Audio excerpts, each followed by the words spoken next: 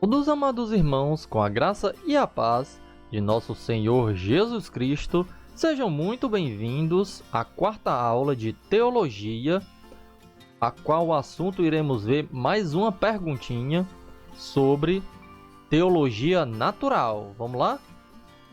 Mas antes de dar início, vamos primeiro refletir num versículo bíblico que diz: porque é indispensável que o bispo seja irrepreensível, como despenseiro de Deus, não arrogante, não irascível, não dado ao vinho, nem violento, nem cobiçoso de torpe ganância, antes hospitaleiro, amigo do bem, sóbrio, justo, piedoso, que tenha domínio de si, apegado à palavra fiel, que é segundo a doutrina, de modo que tenha poder tanto para exortar pelo reto ensino, como para convencer os que contradizem.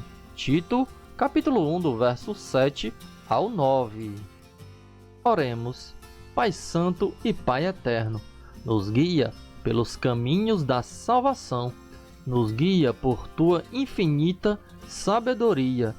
Somos muito fracos e precisamos a cada dia nesta terra de forças para superar nossas limitações, que sem Ti essa caminhada tem ficado cada vez mais difícil.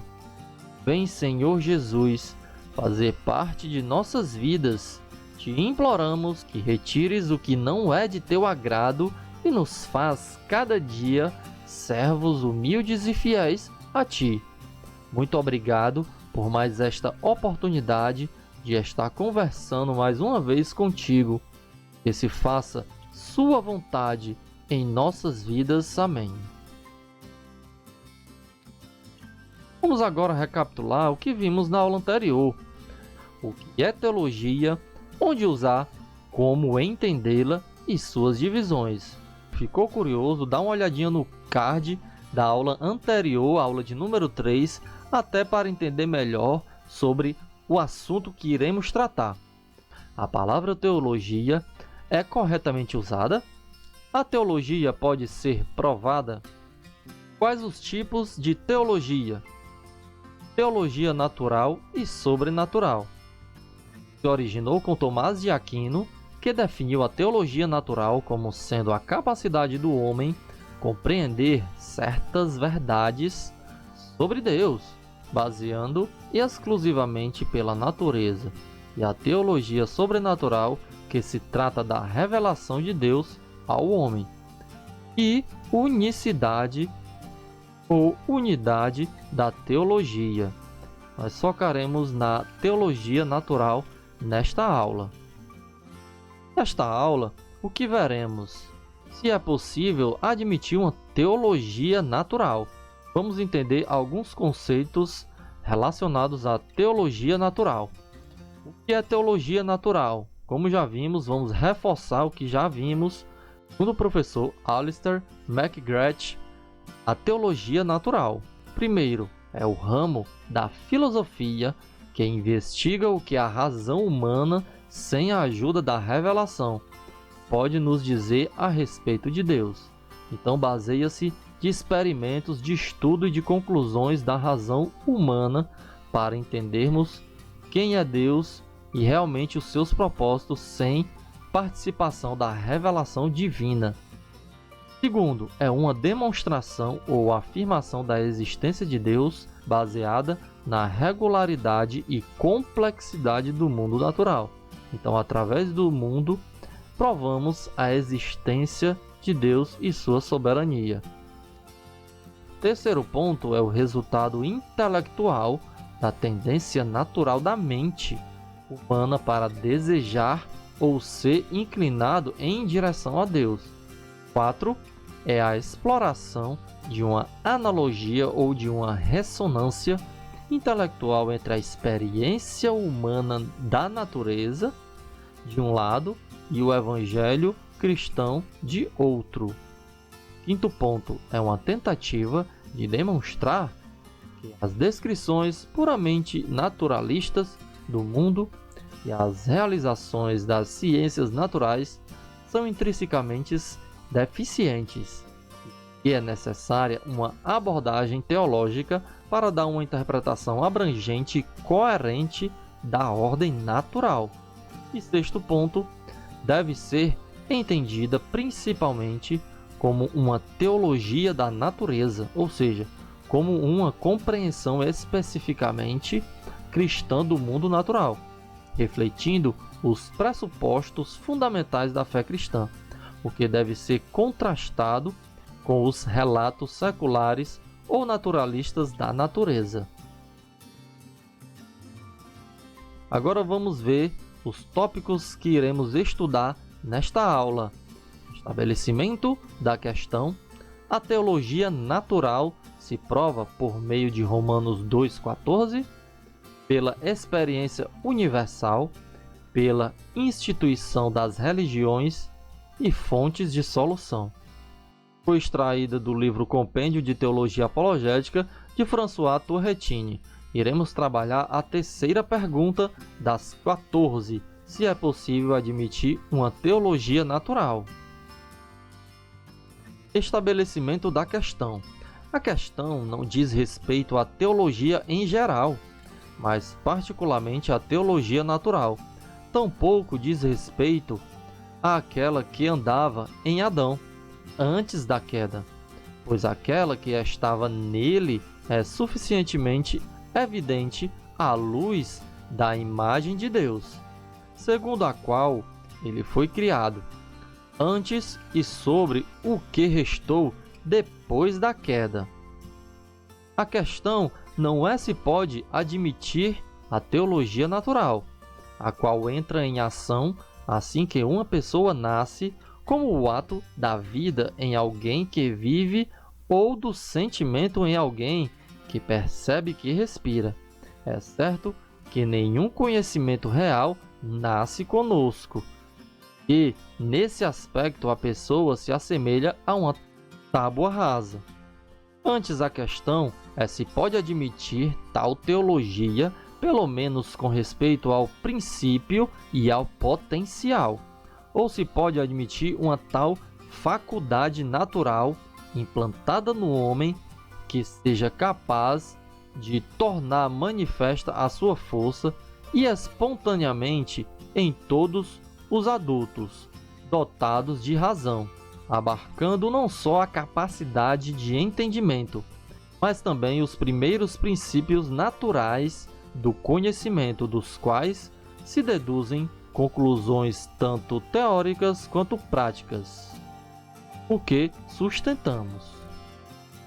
A questão não é se esse conhecimento é perfeito e salvador, pois confessamos que após a entrada do pecado, ele ficou tão obscurecido que se tornou totalmente insuficiente para a salvação. Mas, se permanece no homem algum conhecimento de Deus, suficiente para levá-lo a crer que Deus existe e que deve ser zelosamente adorado.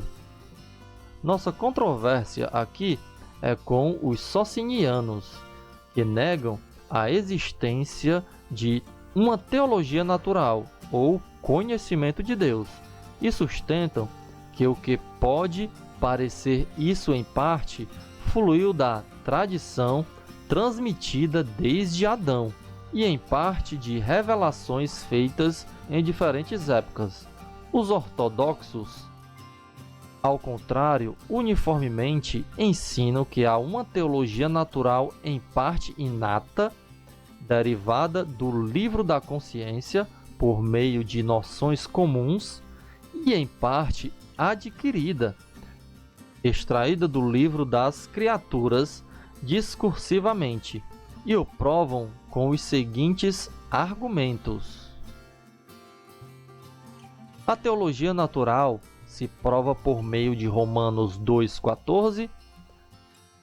Encontramos uma lei natural, escrita na consciência de cada homem, desculpando-o e acusando-o nas boas e nas más ações, o que, portanto, implica necessariamente em conhecimento de Deus, o legislador por cuja autoridade a consciência obriga os homens à obediência e propõe recompensas ou castigos. Não se poderia dizer tal coisa se a consciência não ditasse a cada um que há uma divindade que aprova as boas ações e reprova e castiga as más. Tampouco estas objeções contêm algum valor. Primeiro ponto a ser discutido. É dito que o que está inscrito é a norma da lei, e não a lei em si, porque para o apóstolo são sinônimos. Servem eles de lei para si mesmos. Verso 14. E tem a norma da lei gravada em seu coração. Verso 15. Igualmente, a natureza da coisa prova o ponto porque a norma da lei significa que, por seu próprio instinto, o homem não só distingue entre bem e o mal, mas se inclina a praticar um e a evitar o outro. Segundo ponto. Não é dito que a lei é inata, mas gravada, conhecida como a lei de Moisés. Se tornou conhecida aos judeus por meio de revelação, pois a gravação implica em uma revelação natural desta lei à consciência oposta à revelação externa feita aos judeus, mediante a escrita em tábuas de pedra. Daí, ela é expressa pela consciência que se esforça na observação e na conscientização. Deus deu ao homem um conhecimento dele, tanto inato quanto adquirido, como o comprovam as seguintes passagens. Salmo, capítulo 19, verso 1.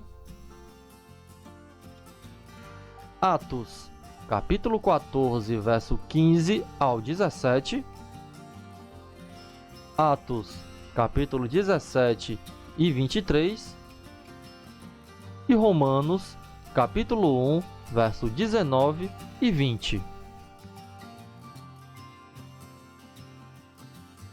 Não se pode tolerar a ousada corrupção de Sociniano, o qual atribui as palavras de Paulo à segunda criação feita por Cristo, como se o apóstolo quisesse dizer que as coisas que eram invisíveis e desconhecidas aos homens desde a criação eram agora claramente vistas e entendidas pelas obras de Deus e dos homens divinos, a saber, de Cristo e seus apóstolos.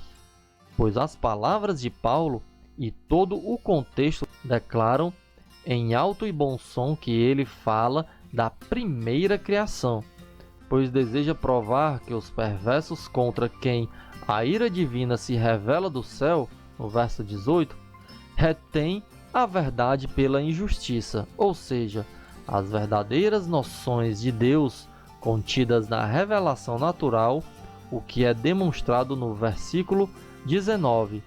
Porquanto o que de Deus se pode conhecer é manifesto entre eles, porque Deus lhes manifestou, Romanos capítulo 1, verso 19, em parte no coração deles e em parte nas obras da criação. O desígnio de Paulo era ensinar as mesmas coisas. Ele quer demonstrar que nem os gentios pela natureza, nem os judeus pela lei podem ser justificados, porque todos são pecadores, mas somente por meio do Evangelho revelado por Cristo. Poiemata aqui não pode ser aplicado aos milagres realizados pelos apóstolos, porquanto nunca são assim chamados na Escritura, nem foram conhecidos dos gentios dos quais o apóstolo fala. Poiemata se refere às obras da criação do mundo, porque lemos que as coisas invisíveis de Deus, se fizeram manifestas neles desde a criação do mundo. Por excelência universal. A excelência universal a confirma o que é comum e imutavelmente em todos os homens, sem exceção, deve estar neles naturalmente, porque as coisas naturais concordam em tudo e são imutáveis. Mas o conhecimento da divindade encontra-se imutavelmente em todos, porque não há nação tão bárbara na qual não repouse essa persuasão da deidade. Desse modo, em vez de não terem nenhum Deus, os homens adoram quase tudo, até o próprio repulsivo diabo, e ninguém tem sido capaz de livrar-se dessa marca neles impressa. O temor de Deus ainda responde, especialmente na adversidade, ainda que por algum tempo pareçam haver se despido dele. Agora, pela instituição das religiões. A instituição das religiões no mundo prova muito claramente a teologia natural, pois de onde procede essa secreta propensão dos homens para com a religião que induziu Platão a classificar o homem como o único animal religioso, a não ser do senso de uma deidade a quem eles devem adorar? Os povos não se disporiam a abraçar a idolatria, mesmo em suas formas mais chocantes, e a receber tão prontamente religiões falsas e inventadas que impostores, por meio de artifício público, inventassem para mantê-los em sujeição, a não ser que se sentissem compelidos por algum instinto natural à religião e ao culto a alguma deidade. Tampouco se pode dizer que os gentios fizeram isso não tanto por instinto, como por imitação. Se não houvesse nenhum instinto natural, o homem, uma criatura gloriosa, nunca se curvaria às criaturas mais objetas, para que não se imaginasse ser ele destituído de qualquer senso de deidade. Também não seria possível o que só se origina da imitação ser tão comum e universal. Fontes de solução. Mesmo algumas nações tão selvagens que pareçam não ter nenhum senso da deidade, não são destituídas de todo, e qualquer conhecimento divino de fato pode haver sementes estéreis de religião, latentes neles, em virtude de uma grosseira cegueira e concupiscência, pelas quais eles parecem assemelhar-se às bestas e às feras.